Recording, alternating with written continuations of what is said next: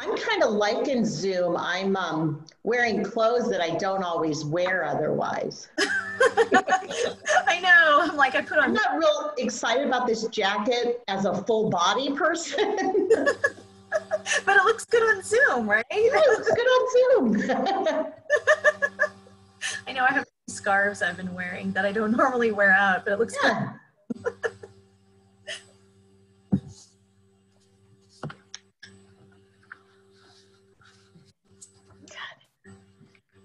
Alan, where do I turn off Teams?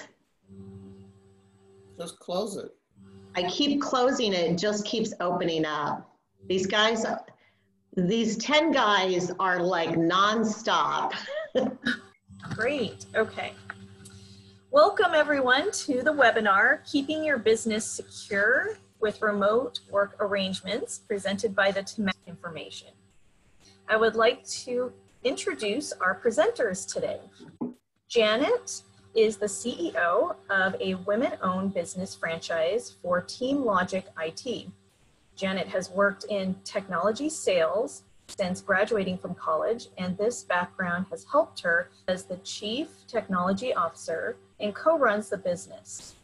Alan has been in various IT leadership technology roles at large and small corporations. His numerous specialties include security, cloud, and advanced analytics. They have been married for 19 years and have identical twin daughters who will be sophomores in college this year. They have lived in Temecula, California since 2008, and both of them have been working in the IT business for 20 plus years. Please welcome Janet and Alan. Well, thank you very much for the kind words. It makes me feel a little old, right, that I've been working in IT quite that long. I go back to '85 when I was one of the first Apple certified technicians in the United States. So I've been around a long time, seeing a lot of change, and certainly change continues to adapt to different situations. So what we want to talk about today is really enabling a remote workforce that is able to be productive and secure at the same time. So we want to say not just learning to survive, but to thrive, right? So we're going to try to make this very practical, give you some real life pointing situation when COVID-19 hit, because a lot of offices closed, they shut down, and people wanted to go work at home, and it was difficult. They had desktops, they had laptops that were old. So, you know, what do you need to make happen to enable that work at home environment? And then things to take them to either a bad place or installs malware on their computer, it infiltrates their network in the office, or even corrupts their cloud. Because you're working remotely, there's a chance of data theft or loss, right? Especially if you move around with a laptop or a few things from places like Starbucks and restaurants. So what do you need to have in place to make that environment secure? And certainly a lot of training. We really do need to spend a lot of time making people understand what is a phishing attack. How do you know when you're being scammed? So I'll talk a little bit about that. And then there's the other side of it, which is making sure that your systems, that your network, that your computers, that your software is all up to date, that all of your connected devices, whether it's an iPhone, iPad, Android devices, all have the proper security on them so that no matter what device you're using, you're safe and secure. So one of the more, fascinating things we saw is Chase continually sends out warnings about things. So these, phishing attacks will continue, and they get more ill, or you get some kind of message that looks like your bank. They look very legitimate. They don't have spelling mistakes in them. They're not targeting kind of the novice user. They're targeting very advanced computer users. And these phishing attacks know where you bank. So they're not going to send you a Citibank phishing email if they know you bank at Chase. So they know your history, they know your browsing activity, and so you're going to think that these attacks are not, right? That they're legitimate messages from your bank. it will have personal information in it, and will typically say something like, we have a video, or we have something from you that we will expose to your family and friends if you don't immediately pay us X amount of money, right? And if you don't, we're gonna expose this video, and your name and reputation are gonna be ruined. They put a timeline on it, typically 24 hours, so there's a sense of urgency. And they will even put personal information like a password of yours into the email to show that they know you. So a lot of times this is an older password, but in many cases it may even be a current password. And where do they get this from? They get this information from the dark web. So they're pulling it to try to blackmail you. So just be aware, these aren't real, but you certainly don't want to pay that. You don't want to respond to that. So phishing, long story short, very big issue right now. So here's one of many examples I could give you. I'm not going to go through all of them, but this one came out for the COVID-19 situation at the peak of that. It didn't have spelling mistakes in it. It looked pretty good. There was a button on the bottom that said, find and research your medical conditions. If you click that link, it brought up a screen that said, hey, type in, do you have a fever? Do you have chills, you got back pains, right? And if you click those buttons, then there was a link at the bottom that said, and now click here to download your results. As soon as you click that link to download your results, it actually then loaded malware onto your computer that could cite, that could. I found this on the web. If you click the link to download your results. Sorry about that. And that can happen, right? So you just have to be very well aware that these things can take place. The other thing is, it happens everywhere. My girls got notices from their colleges saying that they needed to click on something immediately because their financial aid has been impacted or the school is shutting down. And these things just look real. So you need to go through education and training. We provide some of that, but there's you could subscribe to these training things where you go through and do simulated attacks to educate your workforce. Is a big business.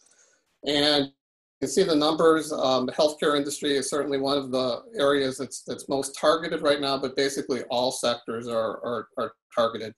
On average, malware is costing businesses $1.4 million.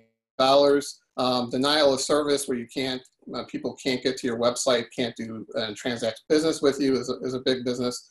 And then things happening, what they call malicious insiders, which is these agents that cause business disruption. So I think the key takeaway here is all businesses now need to think about IT as a permanent budget item already in place to take care of these things. So, Alan, yeah. We have a question. What do you do if you accidentally click on a link for phishing scams? How can you remove malware? How can you remove malware from your computer? Well, there's a lot of different ways, right? One way is by having good antivirus, anti-malware protection, you can run scans, engines, right? So one antivirus software alone may not find everything. So you may have to deploy additional tools, but generally keeping your software current is a key. So I'll talk about that a little bit more as we move forward. Hopefully that helps a little bit. Okay, so what I want to talk about now is the fact that compliance is kind of everywhere. So we certainly know about doctors and dentists that have HIPAA regulations. If you do credit card transactions, it's PCIe or PCI type of information. And then there's GDPR, which is typically international, but California. And we certainly would recommend that people reach out to security experts to really understand what is needed. So HIPAA in particular, right? But certainly more importantly, that they're secure from any kind of data breaches. So a little bit of education. So people talk about personally identifiable information, PII, and what is that? And really that is anything that can be identified to a person, right? So for instance, like name, driver's license, citizenship, social security number, of course, birth date. These things are all identifiable to a person. And so all of this is considered PII, and this is the area that we need to be concerned about when people are working remotely. So let's, going back to the question previously, so what are the 5 things that need to happen from a systems perspective to really make an environment secure? And these 5 things are not optional. They're all required. And I'm going to take you through each one of them in a little bit of depth here. So antivirus, anti-malware, a lot of people think of them as the same, and sometimes you'll have a tool that can do both. But really, antivirus is an engine scanning on your computer, right? That's looking for viruses that come in. Anti-malware is looking for programs that are running. In addition, you're going to want to have something that checks, because really you want to try to minimize the employee clicking on something that's not valid, right? So the best defense is a good offense, right? So if you can keep those emails from coming in the first place, if you can keep people from going to bad websites, that is great. A lot of people think of this as just one time. Well, I've got Norton, or I've got WebRoot, or I got something running. And we think of it as a multi-layer approach. So we put filters on top of things like the email and the web scanning. So when you go out to different DNS websites, that you're protected at multiple levels.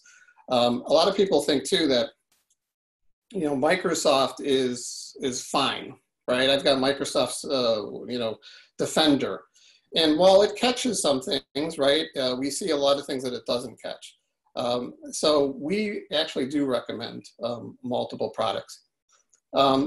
Probably the other thing that people don't do, and this is one of the biggest issues we saw with the work at home situation, is not keeping their software up to date. So a lot of workers, they went home, they had old computers at home. They're like, I'm just going to connect, to my workstation. I'm going to connect to my computer of Apple OS, something like Sierra or High Sierra, something before Catalina. And the best quote I can give you is, people think that Apple is secure, right? So I have a Mac, so it's secure. And that was maybe true years ago, but that's not true today. So for instance, in the last week, they came out with a security update for Catalina, and then a week later, they came up with a supplemental update. So 2 major security patches within 2 weeks. So that's how fast things are changing. And what we recommend is some type of software that basically automatically patches your computers, that pushes patches out. And it's also not just the OS updates, but it's also making sure that things like your BIOS on your computer, which is the basic operating system that your computer starts up with, is also patched for the latest security issues. So we have a comprehensive tool and capability to help push these things out so you don't have to worry about it. And as anybody has known, trying to keep up, this is critically important whether you're working at home or in the office. You have to keep all of these computers up to date, because the weakest link is going to be that one computer that hasn't been patched, that gets into your network, that it basically creates a problem on the server, brings your entire business down. And just because something's in the cloud, by the way, doesn't mean that that's any more secure. There is a joint responsibility with cloud vendors that they will take care of your data, but you have to make sure that you don't infect data yourself in the cloud and corrupt your own cloud information. So this pertains to no matter where you're doing business, whether it's on a server or in the cloud. Alan, do you want to talk for a second also about phones and iPads that many people are using? Because a lot of work emails are on phones also. Yeah, so the last thing that I have here, I'll just jump ahead to something called Remote Wipe. And this is kind of like the forgotten stepchild of the kind of technology stack that's out there, right? So if you have a device like an iPhone, for example, or an iPad or anything else that's similar to that, in order for you to get your emails and to load company data, you need some type of remote management on that device. So we recommend that you do not allow your employees to use their personal devices without some type of remote wipe intent. you have no way to shut that data down. Remote wipe will instantaneously get rid of those emails and remove that suspect data. So we recommend a product from Microsoft that would run on an Apple product and an Android product called Company Portal, for example. It's just a minor fee, but we recommend that people who are using their own devices called BYOD, bring your own device. The last thing on this slide that is a pain in the butt, right, but it's really important, is to make sure that you've enabled multi-factor or two-factor authentication, as many people call it, right? And so that's the thing where, you know, you go in and it says, hey, I got to send a code to your phone or some other secure device. That really is there as a protection. And it's the simplest thing to turn on. It is a pain that you got to use a two-factor, but it is one of the most secure things you can do. I like to talk with examples. So we had 2 customers in the last few weeks come to us and said, I've been you know, hijacked, if you will, right? And so every time after authorization, if you would have had two-factor turned on, the other guy would never have been able to kind of steal his password, and then when he tried to change it back. So what we recommend with multi-factor is that if you are a Microsoft shop, that you have two-factor on for your Microsoft accounts. Same thing, we would recommend multi-factor for those things at a minimum. So these are the 5 cornerstones, the foundation that's needed for all computers that are working remote, right? So at a minimum, you need to meet these requirements to really have a secure, there's something called a VPN, and VPN stands for Virtual Private Network. And what VPN does is you establish a connection between your computer and your work computer or your server or the cloud. And everything that happens in between is secure. You want to be on a VPN because those are public Wi-Fi networks where people could see what you're doing. But once you turn your VPN on, it's going to encrypt that. It's going to make that secure. Now, there's many VPN choices that are out there in terms of technologies. There's firewalls that you could put in place by SonicWall and Sophos that helps protect your company. Microsoft provides a great VPN capability. So there's many choices. And VPNs is one of the areas where we recommend the average company reach out to an IT provider like TeamLogic, right, to help us set the right environment up for you to make sure that you have that secure communication that takes place. The other thing that people, and it's got to send data back and forth. So we know people that live in Vista and some people in Hemet, they got good download speeds, but they have horrible upload speeds. So in order to work remotely on a VPN, you really need almost asymmetrical speeds, and that means that you need good upload and download. And even though you think, well, we all live in Southern California, high-tech, super tech state, you'd be amazed with some of the old technology, the old cable technology, coaxial technology that's out there. So we can help with all that and kind of guide and assist there. But VPNs are kind of most important, critical _1 thing. Alan, do you want to just kind of talk for a second about upload and download speed as people are working from home and they can to send data up to a server, up to the internet, and there'll be 20. I have 20. Well, you lose about half of that on VPN, so your speed is about 10, and that's, you know, not good, right? So you really need to have a decent upload speed as well as a good download speed. So you need to look at that.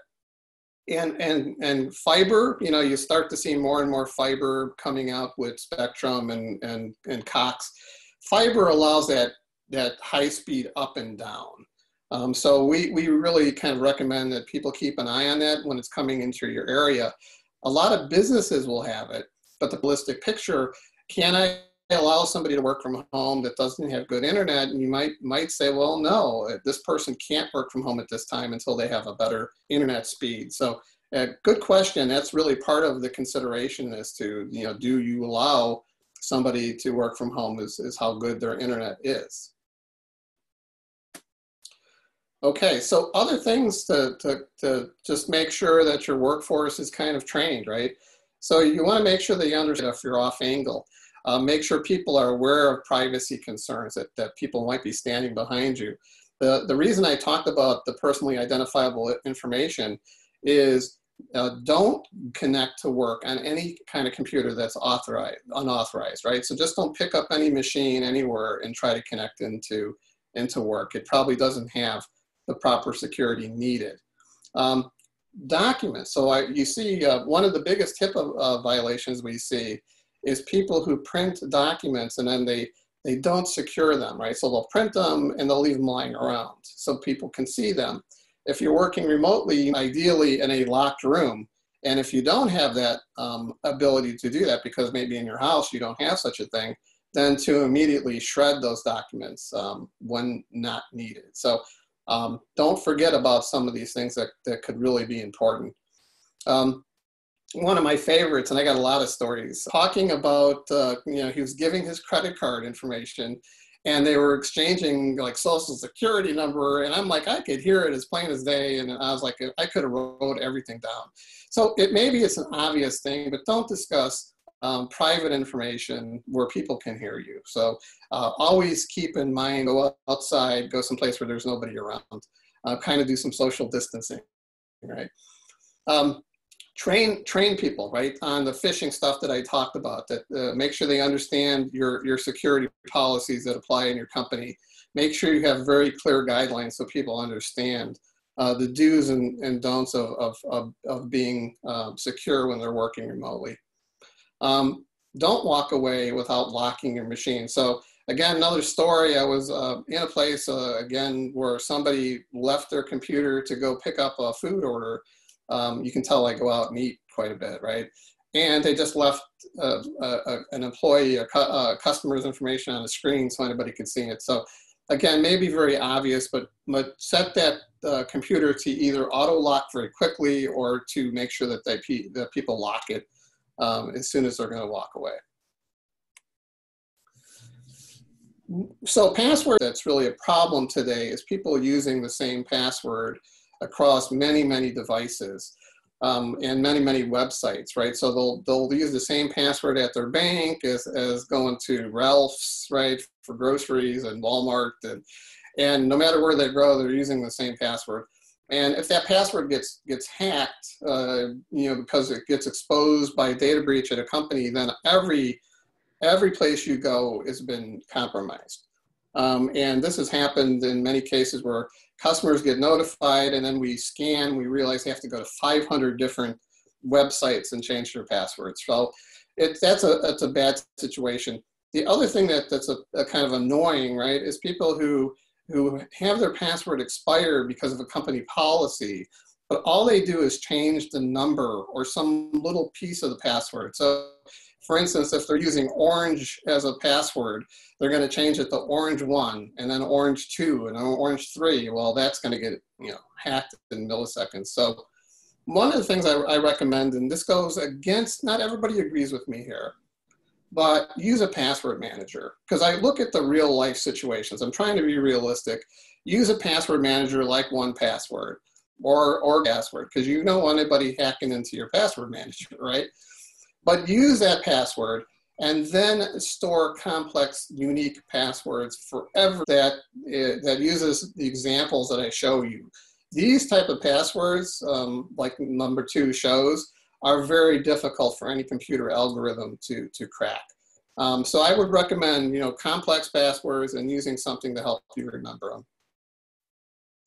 Number 3 is don't ever open a zip or exe file without knowing where it came from.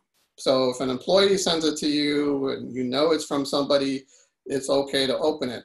But if you don't recognize who it's from, do not open that attachment. It's most likely malicious and will cause malware to spread through your system. And then maybe it goes without saying, but back up your data. Cloud data has to be backed up. It might be done by the cloud provider, but backups need to take place. And I would recommend that those backups are being done daily, but certainly at a minimum once a month, right? And check the backup, right? Just don't assume it works. So make sure you run a test to make sure that you can get that backup recovery. The other thing is look at a disaster recovery capability, right? So what happens if you have a server go down, right, that you work on? You have a solution that can restore to the cloud so that your business is not down. So also disaster recovery capabilities are really important to think about. And we could help you on both of those fronts as well. Advance the slide. And please ask questions on any of these. This is talking about, 3 of the things, collaboration tools and leadership and culture may be different than what is done when everybody's in the office and going forward. Successful people have been found to be working from home, and that means that as we go, everybody goes back to work. Alan and I have still been working in the IT business, but as more people go back to work, they may find that it's totally fine for somebody to work half a day. People might work 2 days a week in the office and 3 days at home. So continuing to look at these and everything in a different way is how we need to go forward. Advanced slide. So the remote team readiness assessment examples, kind of breaking this down into 3 different groups. And you guys, we can, if you've got a question, send us an email or ask one now if you have on any of these. They are using a CRM system. That is a customer relationship management tool. I found that many offices I go into that people are like, yeah, I'm using, some type of software. It may not be realized that that is in the cloud. A CRM system is usually in the cloud, and I've noticed mostly it's done by industries. So making sure that your team at home is able to get access to that. And then of course, QuickBooks is one of those types of access applications. Microsoft Teams. I know I have quite a few different groups on Teams. I love it. I think if people haven't been using it, it's a very secure way to work. The biggest thing I think it is good for, tips I've got a screen later on this that talks about what you can use in Teams and what you can put into Teams and be able to keep that documentation going forward. One of the things right now is there may be people that aren't as busy, the clients aren't as busy, but keeping your staff busy is doing as much training as possible. Collaborations, a lot of people have been doing video conferencing before, voice over IP. I put in here file sharing. I often see that a lot of companies have used Dropbox in the time before. OneDrive is awesome to use for Microsoft 365. A lot of people don't know that it's got a terabyte of data that can be stored in there. And oftentimes when people are asking for more storage space, we find that they can put more documents there. I know myself, I've used GoToMeeting a lot in the past, as well as WebEx. If your company has just found that Zoom is great for you now, continue using it. Get more training for your staff so that they can be secure. Zoom has really upped their security just since all this happened like 2-3 months ago. And that's where they've spent for your business.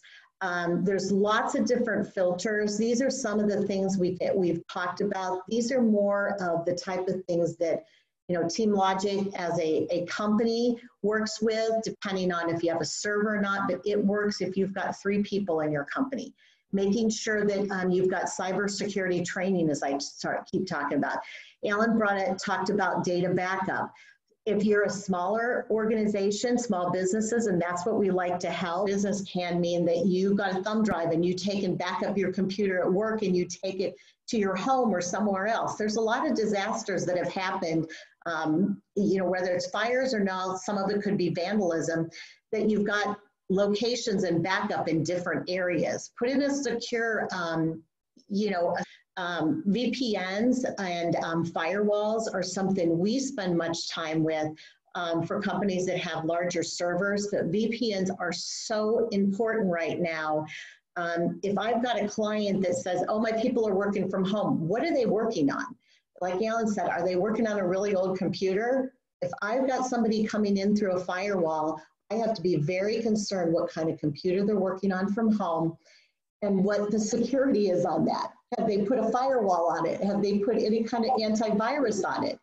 When they're logging in, are they logging in at Starbucks and they have no antivirus? That's why we companies, Alan mentioned NIST, which is more manufacturing, but we talked to, there's so many manufacturer or medical companies around here that have HIPAA violations, and just looking up and doing some research on HIPAA violations. Go ahead, Alan. Yeah, I wanted to just spend a quick second to mention Microsoft 365. People are like, well, why did they change the name, right? Teams and OneDrive and something called VMware. So they're really focusing on the productivity tools to kind of enable this remote workforce, right? So of course, Microsoft is also very smart. They want to make money. So Microsoft 365 is a subscription, right? So once the people using the 365 suite, which is really kind of sad, is people have that are subscribing to it are not using the products, right? So don't pay for something if you're not using it. We really get educated on it, how to use SharePoint, how to use file shares. That goes a long way to increasing your business productivity. Okay, so leading a remote team. I know we wanted to have this be more about security on here. And I know everybody's been on a lot of webcasts recently, but just as a reminder for all of us, our employees, people you're working with, encourage open communication, be honest. You can't see people's faces as much if you don't see them in the office. So, what's going on, what's happening. Cybersecurity is one of the biggest risks. We just talked about that. Managing milestones, not the processes, and really looking at calendars. I know I've talked to employees and like, did you finish that yet? And then it's almost like I'm being accusatory, and I'm just asking because I need to know if there's more work that they can do that day, or I need to push it off to a different day, or what's most important.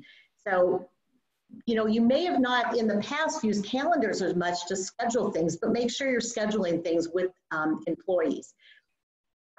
If you haven't used like a GoToMeeting or a WebEx before and you found Zoom is a great way to go, keep it simple. If you've learned a technology and in the last 2 months it's worked well for people, continue and do what you're doing and get as much information as you can on it. And don't forget, I've mentioned a few times, team development, and we've spent a lot more time spending time on training and being able to work with our partners and what they have to offer. Go to next slide. This is, scheduling your one-to-one time. You might want to do FaceTime. You want to be able to take some time to see how everyone's doing. These are all things in our lives that we've had a lot more time to, spend time with our family, do things we haven't done for a while. I know recently we watched some old movies from when our kids were young, and it was hilarious. So we looked at ourselves of how we were different, or things that we did 10 years ago are still the same. I know that the Temecula Chamber has done some awesome events here on WebEx, Zoom, of what we've had some different types of games to do too. So yeah, let me answer that. So you can put large files in OneDrive. It's a great place because it does support 1 terabyte. OneDrive is defaults to being private for the person using OneDrive. But you can share files in OneDrive. So there is a way to mark them for share that allows other people to get access to those files. So the answer is yes. It's not the default. The default is private.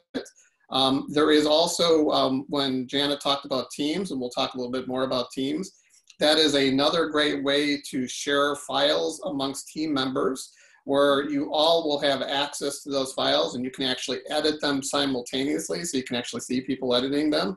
And that's a great way to collaborate in a secure way as well. I'm going to go to the next page. And this will move kind of right into one of the things we were talking about. Obviously, the future is remote work. One of the statistics, this was from March, 43% of the workforce is working remotely.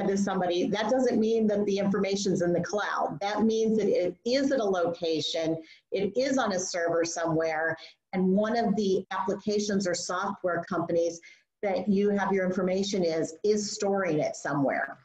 And the part that Alan just mentioned and was brought up about OneDrive, make sure when you're looking at this that there's a lot of devices out there. Everyone has two devices, you know, their computer and their phone to begin with. What else they have it on? Maybe a desktop, it may be an iPad, it may be somebody else's phone. So looking at 365, but be careful.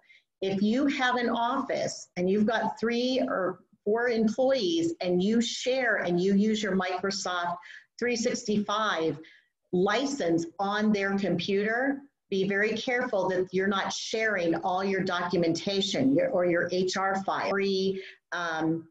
Presentations right now, and you know there's some things that they're offering for free. Teams is offered for 6 months as free.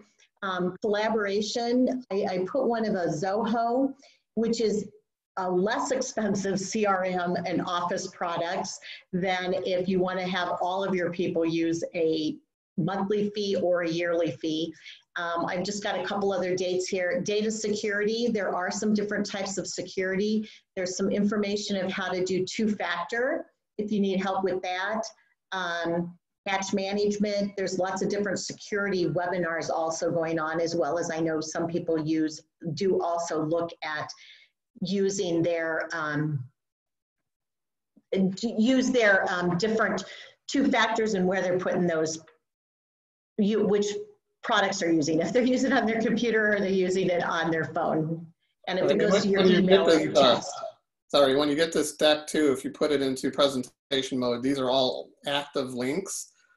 So you can get to these sites and you can take a look at the Microsoft products and the G Suite, for instance, which Google's obviously trying to use this opportunity to grow market share. So they're doing September 30th, but some of these guys may extend these dates to even further, depending on how quickly the workforce goes back. But these give you examples of things that you should be trying to think about and use. And of course, we encourage you to work with us or your other IT provider to work on a comprehensive strategy.